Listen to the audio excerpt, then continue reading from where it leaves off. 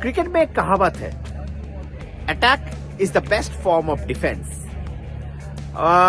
कभी कभी इस अप्रोच को हम डिफरेंट नाम देते हैं। कभी हम मतलब इसको बास्बॉल कहते हैं, कभी हम इसको पंथ बॉल कहते हैं। हम जब वीरेंद्र सहवाग खेलते थे तो वो उनका अलग ही एक ऑरा था इस मामले में।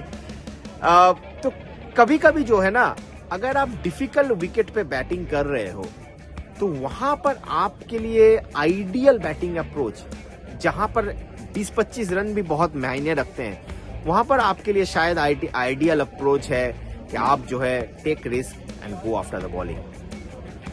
आज ओवल टेस्ट का ये दूसरा दिन का खेल अभी खत्म हुआ है। मेरे पीछे आप देख सकते हैं ग्राउंड जो है अभी ढका हुआ है, और दूसरे दिन हमें देखने को मिला obviously ball dominated the bat. 16 wicket आज पूरे दिन के खेल में गिरा है। और आज अगर मैं आप मुझसे पूछे कि पूरे दिन के खेल में इस इतने बॉलर डोमिनेटेड मैच में आज सबसे ज्यादा कौन आपको इंप्रेस किया, मैं कहूंगा दैट इज बेन डकेट।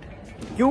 क्योंकि बेन डकेट ने जब जिस तरीके से इंग्लैंड को पहले 4 विकेट भारत का 20 रन पे ऑल आउट करके 20 रन पे लेके जो भारत का फर्स्ट इनिंग स्कोर है 224 तक 24 में भारत को सिमट दिया, उसके बाद जब England came out to bat, Ben Duckett ने मेरे हिसाब से एक बहुत ही इंपॉर्टेंट इनिंग्स खेला। क्योंकि देखिए, he was taking the attack to the opposition, और आपके पास अगर छोटा फर्स्ट इनिंग स्कोर हो, वहां पर कोई अगर बैटर आके ऐसे धुआंधार बल्लेबाजी कर जाए तो एज ए बॉलिंग यूनिट आप बैकफुट पे आ जाते हो। अगर आप बेन डकेट का शॉर्ट सिलेक्शंस भी देखेंगे तो बेन डकेट जो गुड लेंथ के बॉल थे, जो बॉल ऊपर के बॉल थे, जो विकेट टेकिंग बॉल थे, उसमें आड़ा तेड़ा शॉट खेल रहे थे, स्कूप मार रहे थे, पीछे खेल रहे थे।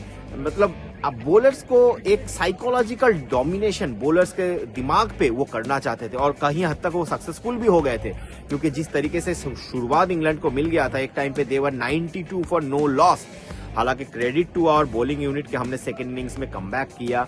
हमने पहले तो बेन डकेट को आकाशदीप ने आउट किया under controversial circumstances. Controversial out का नहीं था, कंट्रोवर्शियल उसके बाद जो सेलिब्रेशन और वो जो उसके बाद का जो मूवमेंट था वो कंट्रोवर्शियल था। वह जो भी है, बेन डकेट जब तक क्रीज पे थे ऐसा लग रहा था कि इंग्लैंड शायद जो भारत का फर्स्ट इनिंग स्कोर है उसको शायद 2 सत्र में उसको क्रॉस कर जाएगा।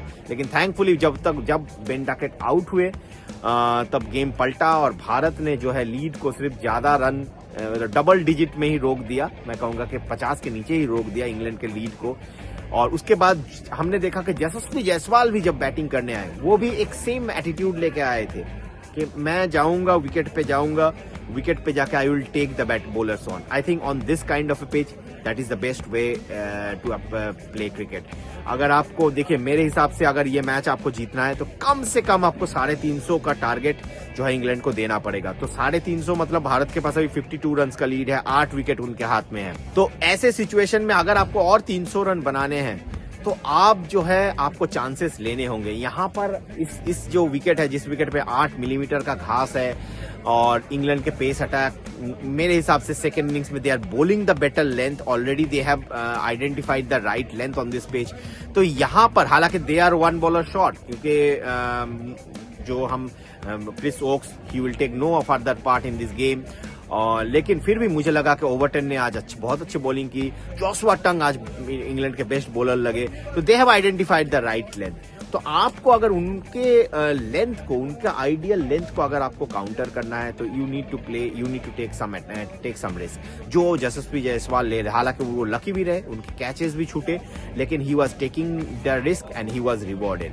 तो ऐसा ही कुछ गेम कल भी हमें भारतीय बैटर्स, बाकी के जो भारतीय बैटर्स हैं उनसे भी देखने की उम्मीद होगी। हालांकि मुझे नहीं लगता है कि सारे जो बैटर्स हैं वो एक ही तरीके से खेलेंगे, लेकिन थोड़ा बहुत मैं कहूंगा कि प्रोएक्टिव बैटिंग आपको करना होगा अगर आपको इंग्लैंड को यहाँ पर एक चैलेंजिंग फोर्थ इनिंग्स में देना है। So this is probably the best way to approach this game from India's point of view. आपको पता ही है कि भारत को ये मैच जीतना है सीरीज ड्रॉ करने के लिए, और अगर आपके बॉलर्स बॉलिंग अटैक को एक सेफ स्कोर आपके फोर्थ इनिंग्स के लिए देना होगा तो आपके बैटर के ऊपर सबसे बड़ा रिस्पॉन्सिबिलिटी आएगा।